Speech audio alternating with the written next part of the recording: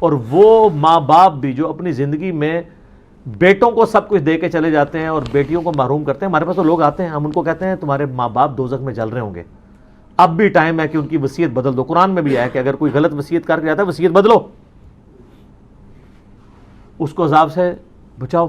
تو کئی لوگ ہیں, میں نے دیکھا ہے, ملینز آف روپیز انہوں نے ماں باپ کے مرنے کے بعد ان کے نام پہ ہوئے اپنی بہنوں کو واپس کیے ہیں کہ چلو یار ہمارے ماں باپ دوزخ میں جانے سے بچ جائیں گے.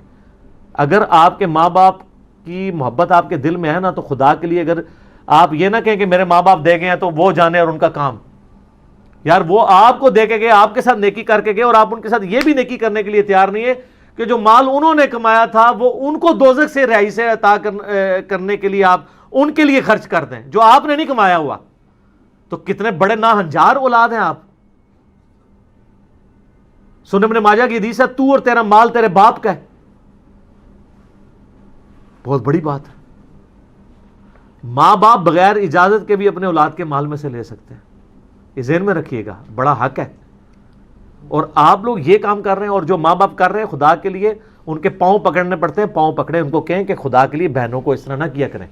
او جی ان کو وہ جناب وہ جیز دے دیا تھا, وہ جیز تو زندگی میں دیا, وہ گفٹ ہے, ہبہ ہے. یہ 3 ٹرمنالوجیز ہیں, ہبہ, وصیت اور وراثت. ہبہ زندگی میں سب کو برابر دینا ہے آپ نے. وصیت یہ ہے کہ میرے مرنے کے بعد فلاں کو ملے, اور لیکن وہ ادر دین وارث ہوگا. بخاری میں حدیث ہے کہ وارث کا حق اللہ نے قرآن میں رکھ دیا, وارث کے لیے وصیت نہیں ہو سکتی.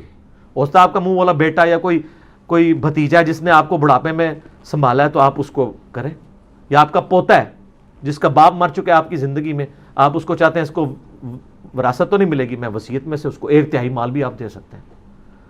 اور وراثت ہے جو مرنے کے بعد تقسیم ہو.